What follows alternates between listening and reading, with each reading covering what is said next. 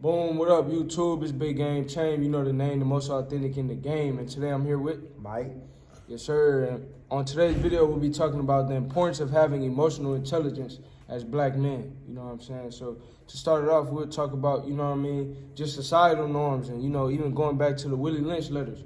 If y'all haven't read up on that, go and look at that. Go do your research on that. You know what I mean? But we've been trained, for years to just almost operate as just, physical robots, physical machines and not actual humans, you know what I mean? And we've been taught to, neglect our emotions and not address, our emotions. But us as men, we do have emotions. We're human, you know what I'm saying? Yeah, we're supposed to be there for our family, provide, protect, be that rock, be that person people can lean on, but at the same time, we still have emotions. So we have to learn how to emotionally regulate and how to have emotional intelligence. Yeah, I completely agree. Like when we talk about the historical context of black men, Willie Lynch is something that literally tells you like verbatim how to break down somebody physiologically, right? Like taking our women, taking our minds and abusing it continuously to the point where we're in a cycle to where we don't even know what emotional regulation is, on a day-to-day basis where we speak to one another. The same way that we recognize that our thoughts aren't actions until we make them actions, we have to be conscious with that. Same thing happens with our emotions. Continuously, we see how we interact with one another and how we feel about one another. And rather than being able to regulate those emotions or being able to say, this experience that I'm feeling may be unique to me, or there is something about my emotions that needs logic, it needs understanding. Rather than doing that, what we create is a circumstance or situation where we both may understand that logically we're being illogical, but emotions or pride is something that we can't control to the point where it just becomes something totally different and we act outside of ourselves, and I think we kind of lose ourselves in that continuously as black men because we know we want better, but in the moments where we know this split-second decision, whether I do this or not, and that could be anger, that could be lust. We lack that control. And I think that's where we start to struggle in being empathetic for ourselves because we have a goal and we feel like we don't meet that goal, we're less than. And that kind of stems back from a historical context of the things that we've been through. Yeah, facts, you know what I'm saying? And, just to add to that, you know what I mean? That way, the way you don't lose yourself, the way you're able to be able to regulate when you experiencing them emotions, whether that's anger, pride, lust, whatever it is that may cause you to make a decision you might not want to, that you may regret later. Right. You know what I'm saying? You got to have self-awareness. So, you know what I mean? You have to be aware with what's going on internally. And the way you become more self-aware, you got to spend more time with yourself. So just how you get to know other people, you ask questions, you ask deep questions. You got to do that for yourself. Why do you experience certain thoughts and emotions? What patterns and thinking patterns are causing you to, move how you moving? You know what I'm saying? When you feeling anger, why are you angry? You know what I mean? What triggers certain things in you? Does that have a correlation to your childhood or something that you've been through? So you got to be more self-aware. Once you're more self-aware, then now you're able to, move properly throughout life. So, and one way that you can become more self-aware is by, journaling, by talking to people that's close to you. Sometimes people can see things in you that you can't see in yourself, but you won't know that unless you ask. You know what I mean? One thing I'm big on, I don't surround myself with like yes men. I surround myself with people that can tell me when I'm wrong also. So you got to make sure your partners, your people in your circle aren't just yes people, you know what I mean, but people that's actually going to keep it real and be 100 with you and tell you, where you can improve too. Yeah, and the best way if the people around you are yes men, you see what they do, you see their character, you see the way that they have integrity, and that's real self-awareness. One way I know like my worth and the things that I see is the people that want to be around me. If I surround myself with individuals that are consistently striving for excellence, and I find myself, although I may be struggling with it, striving for excellence, that allows you to stop and recognize the people that's around you.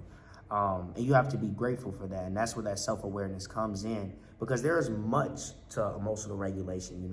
It's not just about dealing with the negative emotions. It's about being grateful. you know, and not seeing that as deriding. You get what I'm saying? Truly being able to understand your place in society as a man and your place in humanity as a man. You know, those are two totally different things. And all those things have definitions, those things don't define you, you know, and you got to be able to exist in those spaces while being true to yourself. And that comes from being self-aware. That comes from having those conversations when you're alone, knowing who you are. That comes with being able to accept who you are and understand you can either change it or not, you know, and going from there and loving yourself. And that's real self-awareness. That's where you'll see, you know, somebody else's path. I may be hating on somebody, or I may truly be envious of somebody because I want what they have. But the reality is, if it was for you, it would be there for you. You know, we only got one life to live, and we can't live nobody else's. So you truly got to understand your gifts, your talents, and your struggles too, because that makes you who you are.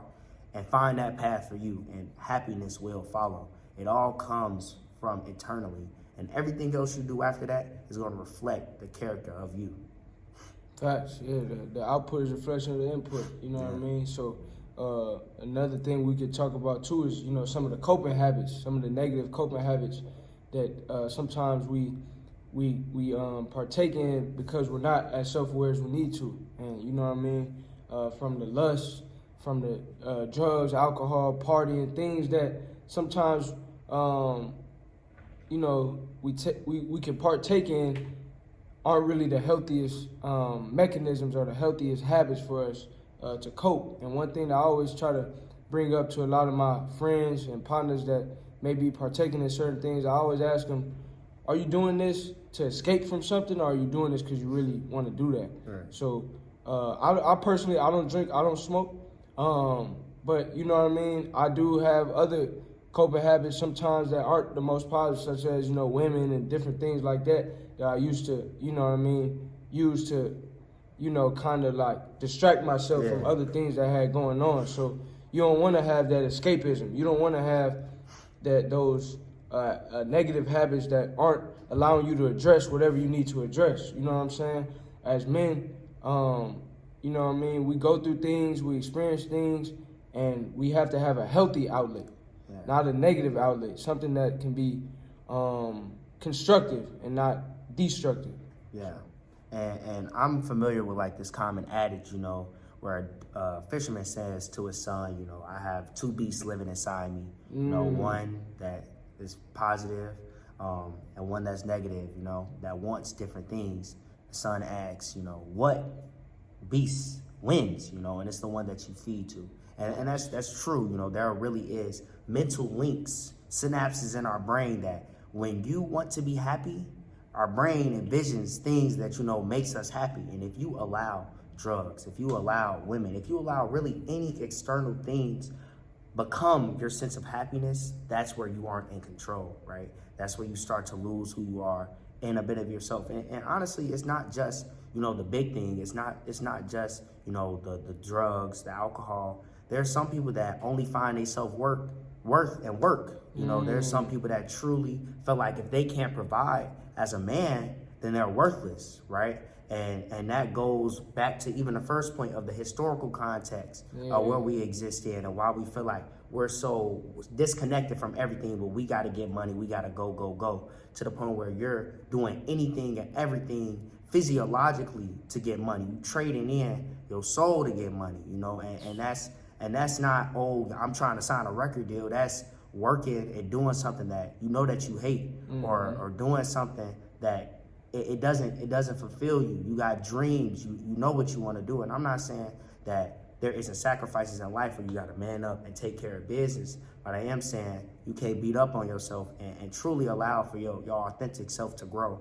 And if you're a music person, you want to do music, do music. You get what I'm saying? And that could be a hobby, that could be recreationally, or that could be professionally, but allow all forms of yourself to exist. Because when you don't, that's when you start to get frustrated. That's when you start to get envious, you know? And I think that's something that we really, really struggle with as Black men, you know? This person sitting next to me is a mirror of myself, you know? On a grand scheme of things, throughout all of human history, this man has existed in the same context that I do. We ended up at the same school and chasing the same things, excellence, you know? And there is no reason for me to feel envious towards him because he is achieving his goals and I have mine, right? And I think we kind of get lost that there can only be one. But again, that goes back to that historical context. The biggest slave, the strongest slave, the fastest one, you know. And we aren't in competition with one another. We're in collaboration with one another. And I think we kind of lose that. Even from the beginning, I feel like as a kid, you know, I was always kind of looking like, okay, who in the classroom, like what boy? Because it was just ingrained in me, you know, to posture yourself up for something that doesn't even need posturing, you know? Nah, that's real spirit, you know what I'm saying? And that's something I try to preach too, collaboration over competition. Yeah. You know what I mean? A lot of times having that crab in the barrel mentality, crab in the bucket mentality, that doesn't do nothing for you or for the community in general. So as black men, we got to know it's enough for everybody to eat, whether in terms of women, money, success, status, whatever you're looking at, music, whatever you, clothing brand, whatever it is, YouTube, follower, whatever you're looking to gain or whatever, it's enough for everybody. Right. Somebody else's light shining doesn't dim your light. At all. You know what I mean? So you don't never have to try to make dim somebody else's life for you to. Nah, everybody can shine. Everybody grind. Everybody eat. Everybody put in work. Everybody gonna succeed. Yeah. So we gotta get out of that mentality of a crab in the bucket, crab in the barrel mentality. And another thing you hit on that was real impactful was, as men, society teaches us that we are what we do, our values and what we do. But what me and Mike are telling y'all, that's not true. You know what I mean? One thing I had to remind myself that my mom was telling me, my pops was telling me, you're not a human doing, you're a human being. Sometimes you gotta learn to be. And we're taught in society, do. We gotta do this, do that, perform, provide. But you also have to learn how to be. And like Mike said, that doesn't mean we're not giving you an excuse to be lazy and not do nothing. But we just saying, you know, have that balance and know how to be, know how to know that you're more than just what you do. Yeah. That's just what you do. If LeBron's a basketball player, that's what he does. That's not all of who he is. If I'm Floyd Mayweather, I'm a boxer, that's what I do, but that's not all of who I am. Yeah. So me being a YouTuber, I'm more than just a YouTuber. I'm a future physician, I'm a friend, I'm a brother, I'm a leader, I'm also know how to follow, I'm also a student, I'm also a teacher. I'm more than just what I do. I'm a young man who likes to read, I like to do whatever. Right. So you gotta know that you're more than just what you do. You are a human being with values, standards, principles, discipline, morals, integrity, character. You know what I mean? That's a part of being, not just doing. Yeah. So that's something, you know what I mean? And like Mike was saying, you know, having that internal compass, internal regulation, knowing who you are internally. Now you don't need the external validation. Now you don't need the external ways of coping that can be destructive. You know what I mean? So if I'm feeling down, I'm not going to have to rely on this woman to make me feel better. Having sex with this woman is going to make me more of a man. No, I got to have that internal way of, you know, having that regulation. Internal regulation. That way I know, okay, I am who I am because of me. I don't need the money, I don't need the status, the women, this, that, to prove that I am who I am. No, I already am that. So you got to have that internal and have those mechanisms that can give you that internal regulation. So. Yeah, and it really does come down to how you think about it, you know, like what Cham kind of spoke about before with like everything at the end of the day can come and go, you know. Like money is a concept. The United States has been around for what, 400 years? Like we have existed long before that, you know. Right. Even like a specific woman that you may feel like this is a whole other person. You can't control what a whole other person does. Now you can move accordingly, you can respond correctly, but you can't base your living off somebody else's existence because they gotta be too. They can't do for you. They gotta be themselves as well. And I think we really get lost on just the surface level of things and not really understand how much of life is internal, you know, and the things that you see changes based on the way that you think. Your perception of reality literally changes based on what you do in this world. Right. It does, you know, when I go outside and I look good, I feel good, I feel better, the sun shines brighter. You know, that's because I did that internal work before I went outside. Before I go, I may read a scripture. You know, that scripture speaks over me that whole day. It becomes a theme. You know, every time I see something, it allows me to see things from that specific lens for that day. Right? you have to understand that you are more than just you. You are a machine, you know, and you are something that exists where you pour good in, you get good out. At the end of the day, you know, it's basic science, you know. So if you consistently dwell on what somebody else may have, or you consistently, you know, you listen to rappers and you like, man, like, I wish I could move like this. I wish I could do this, you know, when you don't understand their life in context. You know, you just listen to their music, you know. They could be talking about doing all these things, but do you ever stop to think, like, what does this do to you? Do you ever stop to think all these women, all these drugs, like, do you ever stop to think, how does this impact me looking up to this person? If I'm looking up at this person, what lane are they taking me? Have you ever stopped to think about that?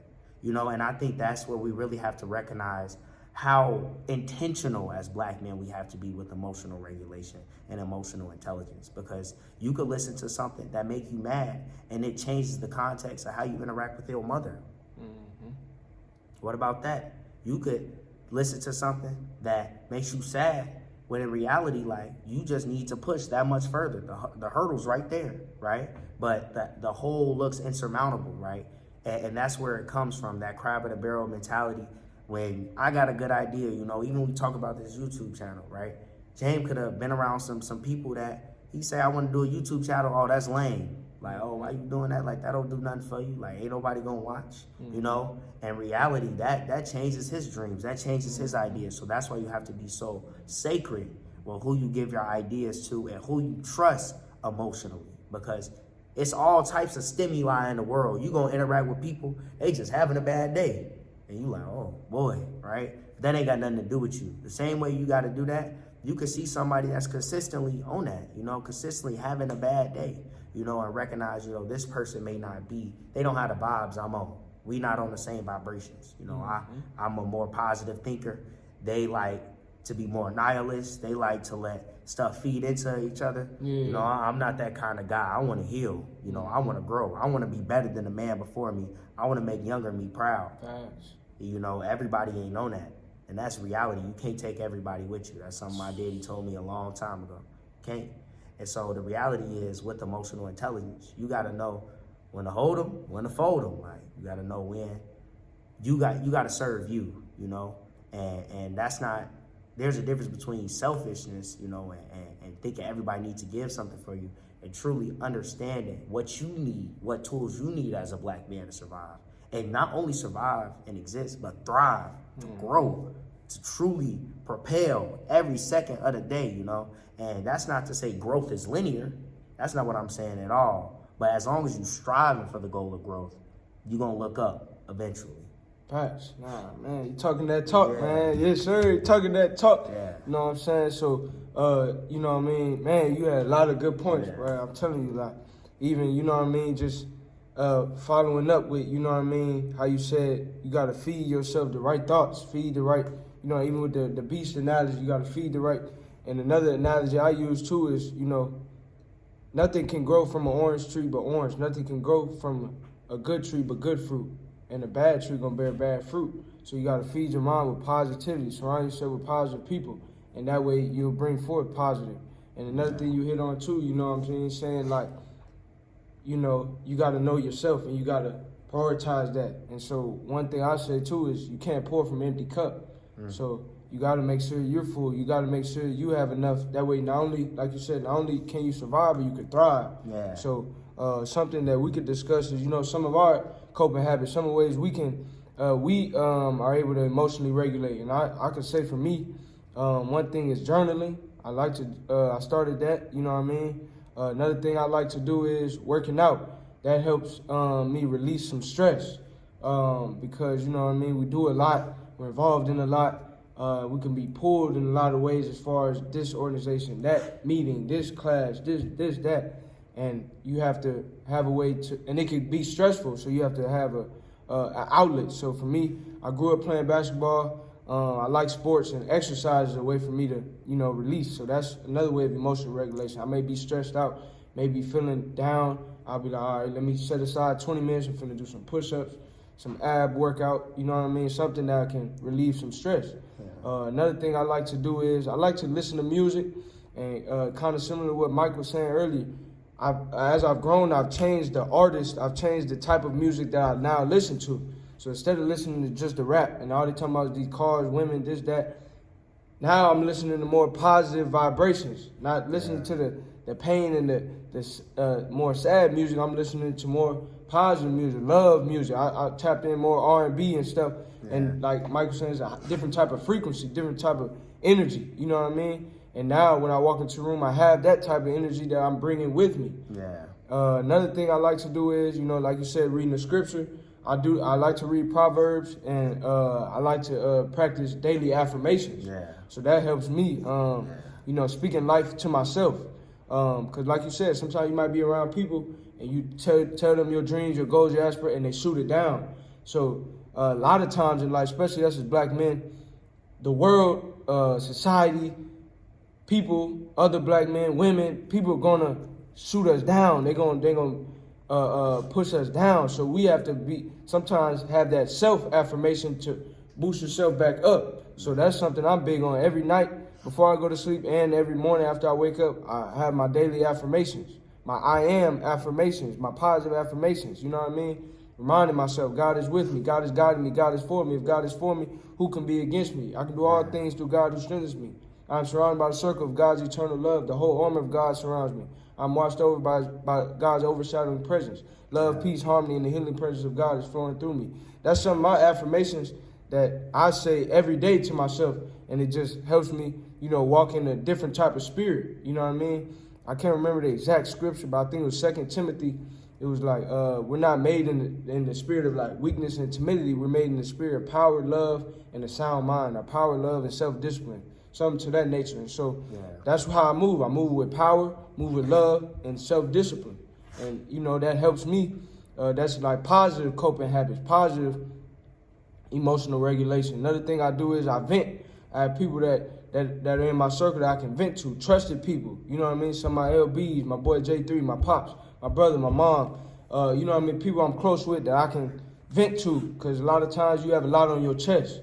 And you got to get it out. You got to get it off, bro, because if you don't, you're going to implode. You know what I mean? And you don't want to sometimes, crash out or something on the wrong person or and then it might be road rage or different things like that. You're not really mad at that car. It's just a buildup of all the other stuff. It's just what you needed. Yeah, you know what I mean? So that's something I do. I vent, and that's what the journaling helps with. I can vent. Because sometimes you might want to vent to this person. They may be busy. I maybe call my mom, she at work. Call my pops, he at work. Call my brother, he at work. Call my LB, they may be busy. So, but I still need to get it off my chest so I can pray or I can journal, and that I'm still releasing, you know what I mean, even if somebody's not there. And then sometimes, too, when you're venting, it can be a lot on the other person. I've grown as a leader, and I have friendships and relationships where people vent to me, and sometimes it can be a lot on me. So you also have to think about the people you're venting to. They may have a lot on their plate, so you may just have to journal or go to counseling or therapy or things of that nature. But we could touch on that even later. But yeah. Yeah. So for me, my healthy coping habits is definitely like, exercise. I grew up like with cousins, it's like 10 of us, 11 of us. I'm an only child, but that's 5-on-5 with a ref, like that's exactly what we need. Like, so we gonna go hoop. For me, I also grew up, like I said, an only child, so I'm a big gamer, For me, that's very mentally stimulating, I swear I tell people all the time, like, the thing that made me grow most as a leader is playing the game, You playing the game and you really talking to people, you understand, not even just like, oh, this is just a game, but I'm very competitive, so I want to understand down to the X's and O's. Some games, 2K ain't the same as another game, so I really like try to understand that I do it competitively to the point where I genuinely feel better, when I walk away. It's not a time waster. It's something that I genuinely put time in to the point where it makes me feel good, But even still, like we said, everything, is in moderation, So there's a difference between, me having a long day, playing a game for a couple hours and getting ready to wind down versus I know I got an assignment due, but I don't want to do it, or I know the essay a little too long, so let me hop on the game to distract myself. There's a difference, and that's where that self-awareness comes in, because your greatest weapon could become your greatest enemy if you're not aware of the things that you do. So I'm the same way with daily affirmations. Although I'm not a person that, I don't like necessarily go like quote a whole bunch of scriptures, but for me, you know, I write "I am enough" on my mirror. I write all on my walls when I wake up. This is my room, you know. This is my safe. This is my space, you know. And I think even when we talk about rooms, that's something we got to kind of talk on, about how your mind is a reflection of your room and how you keep yourself, you know, upkeep and understanding that. So I write on my mirror. I can't not see it. I can't not tell myself I'm not enough, because I got to read. I got to read what I see. And so doing that unconditionally, consistently, is something that, you know, upkeeps me. Surrounding myself with the right people, man, I cannot stress that enough. That is literally the difference. That's make or break right there. That's the difference between you going in and failing something versus you going in and passing something, because of the people around you, the way that they think. And I don't just mean, like you said, like yes men. Like I genuinely mean having people that aren't you, that have different perspectives, because again, you know yourself so well. The circle, you can only think so many thoughts. You know, you're just one person. But when somebody comes in with a different perspective, especially a different positive perspective, it really can stop a lot of the self-talk. You know, a lot of the self-doubt. And that's the difference, because you see the type of man somebody is, you know, and you may want to embody some of them cores. So for me, that also is healthy coping habits. Just talking to other people, see how they going, you know. I'm a big believer in Sonder, you know, the experience or feeling that everybody else has different lives. Although I'm 21, he might be 22, you know, that's what, 43 years? Because we didn't live the same years at all. Them 22 different years of experience, you know. So when we come together and we have a conversation, you know, we have so many different experiences that may help me in the situation I'm currently in, or vice versa. So really, I think being humble when you talk to people and learning that you can learn anything from anybody, first and foremost. And I'm talking kids. You could talk to a kid and they'll tell you how they think about life, you know. And it's so simple, but it's so complex, because, you know, you don't have that freedom. You don't have that innocence to where you can think like that. So truly having the humility to learn from other people is a big coping habit for me, because I genuinely listen to the things people say to me on a day-to-day. So when I take those things, I know what to listen to and what don't apply to me. You know, sometimes I'm talking, that ain't got nothing to do with me. You gotta have that discernment. It's throwing me off, right? But I'm talking to somebody and I'm like, you know, I ain't think about that. Stop, you know, truly being able to stop, humble yourself. Because for me, I'm going to be honest, a big growth point of mine is pride, you know. Hearing what somebody got to say, you know, when I was younger, I'm not trying to hear what nobody got to say. But it's, I know where it comes from. It's because I want to be right genuinely. Like I want to genuinely help people. I want to genuinely be right. But it can manifest into something negative. So it gets to the point where I stop. Okay, immediately humble yourself. What are they saying to me? Who is this person to me, and why? You know, I got mentors like Rev, for example. He'll say something to me, and, you know, Rev is somebody that's very intentional with the things that he says. So for me, I may stop and genuinely listen to what he's saying and recalibrate myself, you know, because I know he don't mince his words, and I know people around me may not say something unintentionally. So that's honestly a big coping habit for me. You know, I can be a little reclusive at times. So going outside, talking to people. I'm a big wanderer. Like, I like to go outside and just walk, let my legs take me wherever they want to go, you know.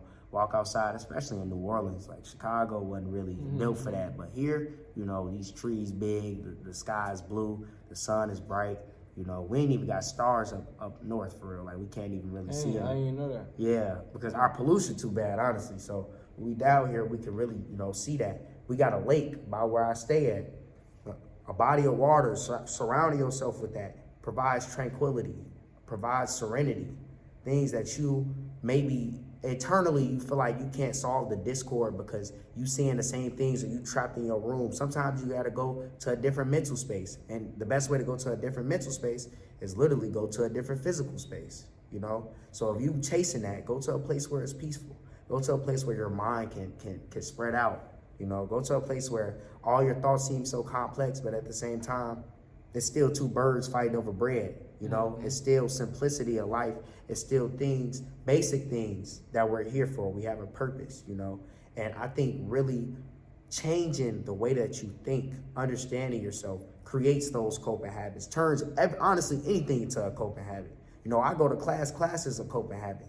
Learning, going to somewhere, spending 50 minutes and knowing something new. What? Yeah. That's impactful. Yeah. That's impactful. That changes who you are, and you doing that for 5 days a week, for 3 months straight, 4 months straight. You know, you come out with something totally different. You come out a new person, and you got to really be able to celebrate your accomplishments of even being able to go to class, you know, because for a lot of people, that's something I struggle with, depression, you know. So for me, getting out of bed, going to class may be something that is harder for me than other people. So when I do it, I got to celebrate that, you know. I got to understand everything in the context of what I do. And so that's my coping habits, being kind to myself, journaling, like I said, wandering, maybe seeing things, listening to people around me, listening to music. I got a rule. I don't ever skip gospel music. Like, I randomly hit shuffle. I play every song. I don't want to hear that. I don't care what gospel song it is. If I'm not in the mood to hear it, it might be too loud. I can't skip it. You know? And that's not because what it sounds like sonically, but that's lyrically. What am I hearing?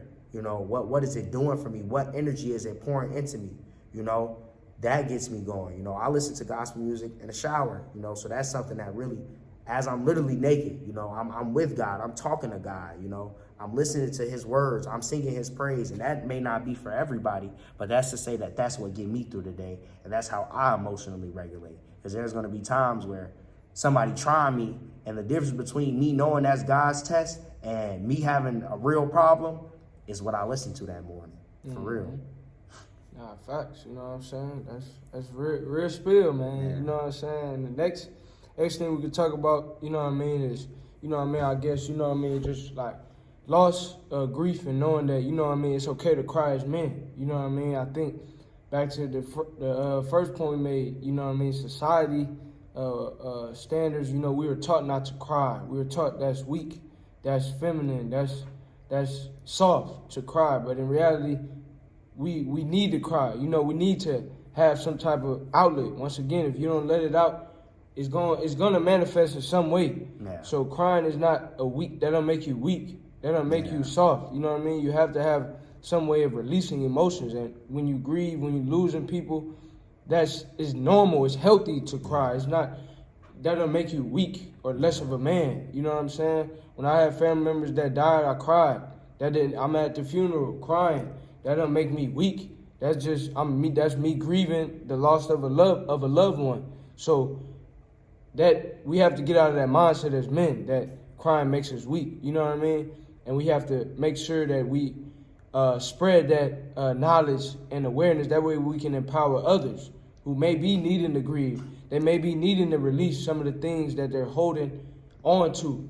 Because, you know, if you're holding on to certain things, now your hands are full. If my hands are full and it's a blessing in front of me, a bag with blessings, I can't even grab that unless I release what I have in my hands, so that way I can grab that. Same thing if I'm holding on to past grudges, if I'm holding on to unreleased grief, unreleased trauma, you know what I mean? That I'm holding on to that, and now I can't, you know, grab onto the new blessings, the new positive things that life or God is trying to give me. So you have to let go of the negative stigma associated with crying, because that doesn't make you weaker. That doesn't make you weaker at all. You have to let it out, let it go, and that way, you know what I mean, it's healthy. It's all good.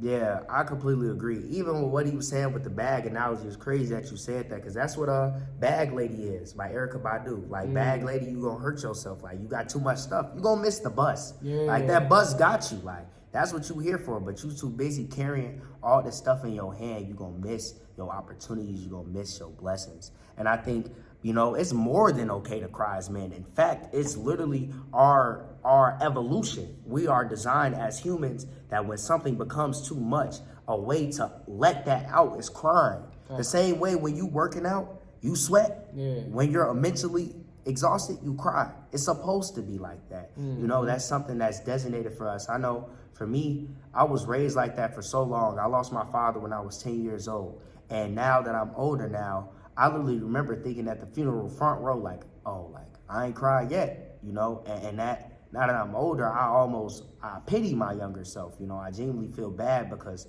the lesson I was taught with grief, in correlation with crying, was literally taught to myself that no matter what, don't cry, especially not publicly, right? To the point where, you know, you only get one funeral for each parent. You will, you know? And it's kind of like, I wasn't able to truly express myself in that moment. I didn't even understand the concept of expressing myself in that moment, you know, and that's something that as a man, not only teaching that to the people around me, but when I have a kid, when I have a son, you know, if I have a son, it comes down to really letting him know, like, man, crying is one of the greatest tools that you got.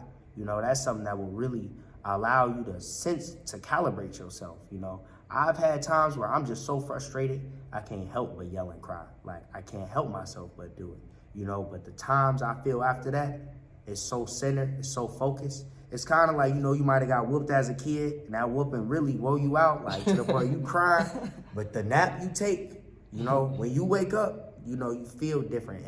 And that's not to say with the physical aspect, but that is to say, you know, you have to understand that everything about us, you can't reject nothing. You can't reject being a human. You can't. And humans cry. The same way we sweat, the same way we laugh. You know, that is something that is a part of us. The same way grief is destined to happen. You know, the happy moments are destined to happen. You know, it's ups and downs of life. It's just about how you see it and how you stay with it. You know, and I feel like crying is a big bounce back point for me. I feel like that's something I try to do. Not often necessarily, but if I feel it, I don't reject it. You know, I let it happen because I notice crying sad tears has made it so much easier to cry happy tears. Like I cry, you know, just abundance of emotion. You know, my brother and his dog J3 gonna graduate this year. I'm probably gonna cry. Yeah, they sent 10 finna get up out of here. I'm probably gonna cry. And that's because for me, it means something to me. It means something to me on multiple aspects. And that comes with the emotional intelligence. I can be emotionally proud of seeing men and women, black men and women, go on to do things, especially see them go on to be doctors, right? I can be proud of the people I know individually and seeing how they've grown as a leader. I could be proud of them moving on to a different space. I can also be bittersweet because they leaving us, you know. Mm-hmm. I can be sad because now I'm next up, right? And those are all the things to where it becomes, you know, it's healthy to cry. Because I explore so many emotional avenues, I check up on myself so much, and I try to understand all layers of how something makes me feel, I'm quick to cry. In fact, because I understand the good and bad, the duality of everything that's happening. And that allows me to be grateful for life, you know, to truly thank God, like cry to God, like, thank you for giving me this experience. Thank you for letting me grow. Thank you for letting me see this day. Thank you for letting me meet these people. Like, it becomes so much more when you take it out your mind that you're not supposed to do it. When you take that out, I see it as the same thing as laughter. Like, it's just an experience, it's a recognition of emotion, you know, and you can't reject emotion, so why reject the after effects, you know? Just allow it to exist, allow it to perspire, and move accordingly. Nah, facts. Sorry for your loss, bro. Yeah, I know your pop's proud of you. I'm yeah, proud of you, you know what I'm saying? That. And I hope y'all tapped in, y'all listening to this knowledge, wisdom and understanding, you know what I'm saying? And one of the last subjects we could talk on is, you know what I mean? We talked about addressing the stigma of crime, but we could talk about addressing the stigma of therapy and like counseling and like, you know, mental health and stuff like that. Because a lot of times, and I'll start off by saying for me, I go to therapy. I've been to counseling and therapy sessions, and it was helpful for me. Right. And I don't think that makes me no weak of a person or less of a man or I'm crazy or something wrong with me. Nah, I just, you know, we got to have outlets. We got to have ways to emotionally regulate, mentally regulate. So for me, one form of that for me is, you know, going to talk to people, you know what I mean? And a lot of counselors and therapists, they have confidentiality clauses and things of that nature.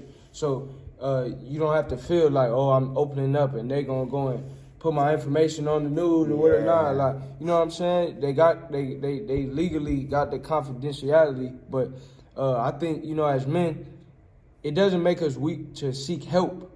It doesn't make you weak.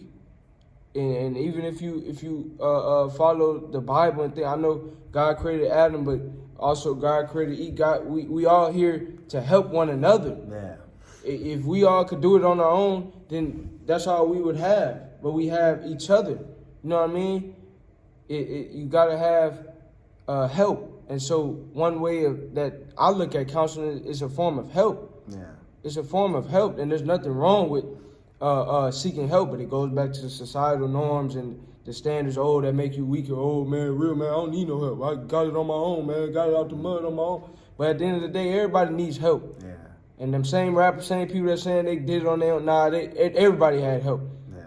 Yeah. God's help, people that brought them to this earth. We didn't come to this on our own doing. You know what I mean? Yeah. We was mothers and fathers brought us here. Somebody brought them here. You know what I'm saying? So it's just like you gotta have help. And so counseling is a way of seeking mental help. If I'm lifting weights and I'm struggling on the bench press, you know what I mean, and Mike is spotting, he can help me lift it up. Yeah. That doesn't make me weaker or less of a. I just needed help. Would you want to die on the bench press because you didn't want help? That doesn't make sense. So if you struggling, same with that bench press and that, if you struggling, seek some help. Yeah. Get that weight up off you. You know what I mean? For real. And at the end of the day, you're gonna get stronger. You know what I mean? And as you get stronger, you'll be able to handle more and different things. But if you're feeling like you're struggling, seek help. That doesn't make you weak. That doesn't make you less of a person. We all need help. I'm speaking from experience. I seek help, and it doesn't always have to be in a formal therapy set, a formal counseling set. Once again, it could be just me venting to J3, me venting to my pops, me on the phone with my mom venting. That's another way of me seeking help, me releasing, me talking it out, me, you know what I mean, emotionally regulating. You know what I mean? Opening up on how different things may be affecting me at a certain point in life. Yeah. You know what I mean? Just this past weekend, my pops was in the city, man. I had won an award, big award, and this, that. But I came, he pulled up to my dorm. He's like, man, I'm outside. Walked out the room, I'm all frowning. I'm mean mugging. You know, I just won an award the other day. And he's like, man, what's wrong? I'm like, man, I'm frustrated. But I had different things going on to where I didn't even celebrate me winning the award. I wasn't even in the positive frequency or energy because I was letting different frustrations and confrontations out. Oh, man, I'm finna crash. I'm finna fight this, boo, boo, boo. But I had to release. I had to, once I opened up to my pops and told him what was going on, why I'm frowning, why I'm, a little frustrated, a little angry, I let it out. I released. And then after he talked to me, he said, man, son, you doing good. Woo, woo. Bruh. After that, I felt good. I didn't need to, crash out. I was finna make a dumb decision. But, I had to have a form of seeking help and a form of release. So I say all that to say, you have to have a form of release. And therapy, counseling, seeking help, it doesn't make you weaker. It's there to help you. It's there to make you stronger. And if you don't have a therapist available or counseling available, find trusted people. I have my partners, my LBs, my parents, my older brother, that help me vent, help me, be able to release these things that I may be going through. And then as a result, I'm able to be myself, be more whole, be more energetic, and, be a better version of myself. But you have to have that form of release, and it's okay to seek help. Yeah, completely. Like, I think we got to realize, the same way that the Lord gives us animals, he don't just put steak on our plate, There is some aspect of efficacy you have to achieve, and there are people that genuinely go to school, graduate high school, graduate college, then not only graduate college, they go to additional school after that, specializing, and understand the human mind and understand how the things that we say and do to ourselves directly hinders the person that we can be, And I feel as though for myself, I would be foolish to think that these people can't help me. Me personally, I do struggle with regulation, mental regulation, having certain conversations with myself. So I feel if I'm having a certain conversation with myself and it's not working, why not talk to somebody about it? Why not mentally arm myself? If I know that self-doubt continually stops me, that's the difference between me starting my clothing brand and not. That's the difference between me doing that, opening that assignment or not. That's the difference between me talking to that girl or not. That's the difference. That confidence. Sometimes you gotta bounce back ideas. Sometimes somebody gotta hear what you say and be like, what? That's not right. Because, you may be speaking to yourself and you may say, oh, yeah, I got this song. She not, or, oh, yeah, well, I was in class and the teacher told me that was a stupid question, and I don't want to submit the assignment because I don't understand, and that self-talk, you feel less. You don't feel adequate. that's where you need help, you know, and that's where you struggle, you know, and we all human at the same time. So we all see things, we understand things, and we try to understand it from our perspective. And a lot of times, if we're looking at things negative, it's going to affect us negatively. And that's just what it is. So really talking to the right people, again, if you can't get to a therapist, you know, you can't get to a counselor, vent to trusted sources. And I don't mean just trusted because you know they ain't going to tell nobody. I mean trusted because you know they there for you. You know, you having a conversation with them, you know, it's not, oh, it's what they want you to do. It's what they think is best for you, or like, they just want you to figure out what's best for you, you know, because somebody can't really tell you what to do. They could just tell you how to get there. So really understanding how you want to place in this world, what you want to do, and going to the right people that can really help you is the difference between not doing it and doing it. You know, I think that's honestly the struggle. You know, I can point down to specific things, you know, in our world as black men that affects us. I'm talking scams. I'm talking about literal things that you would think has nothing to do with emotional intelligence. That has everything to do with emotional intelligence. I know, like, for example, I'm gonna just be honest, like, you know, there's a lot of like schemes, like get rich quick schemes that, you know, affects 18 or 24-year-old black men. And that's for a reason. That's because, like we said, talking about our societal understanding, you know, maybe you didn't graduate from high school, or maybe you made a mistake and you didn't want to go to college, or maybe college wasn't for you and now you're just trying to figure out what you want to do. And it becomes, you know, oh, well, this person is telling me something, I can get rich quick, you know, and that's something that don't even really make sense. Everybody know you really can't do that. But because you are so hungry, because you are so blind, because you are so unaware, you know, a lot of times people prey on these things, you know, and that's really real. That's about as honest as I can get. Like, if you don't do it, somebody else, if you don't see it, somebody else see it. I promise you, you know, and everybody not good faith actors. Some people acting in bad faith. Some people, like, it could be a girl, you know, it could be you want to do all the dreams. You want to move out the state. You want to move out the city because you just tired of seeing the same things over and over. And she not ready to leave. She don't want to go, so she tell you not ready to go, you know? Projecting. Yeah. And sometimes it ain't even projected. Sometimes they intentionally manipulating you, right? Like, and that's the thing of negligence or maliciousness. But that's either way it goes, it's still getting to the same point. You're not achieving what you need to, right? And that's where it comes from. All these things stem from, you know, not having the right conversations with yourself. And it's okay to not always have the right conversation with yourself, but that's why you seek help. That's why you talk to a therapist or a counselor or even somebody that you trust. Because like I said, that's the difference between you achieving and pursuing your dreams and even knowing what your dreams are and failing to literally wake up who you are, wake up who you are destined to be, because you want to exist for others. And you got these imaginary rules that you can't cry. You living life on hard mode. You can't cry. You can't seek help. And the only coping mechanisms you got is drugs and alcohol. How you supposed to be happy? How you supposed to win?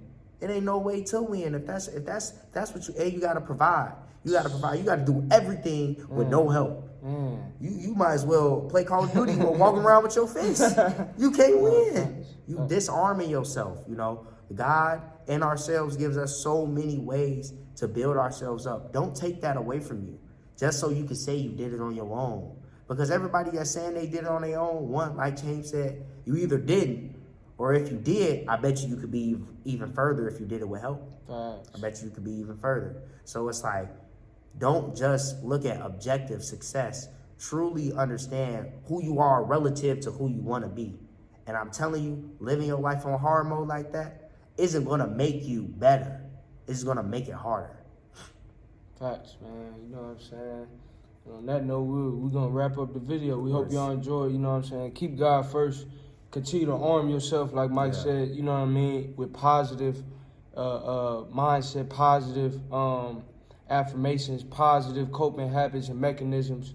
And we hope y'all enjoy it. Y'all like, comment, subscribe. Let us know what you would like to see next. We'll catch you on the next video.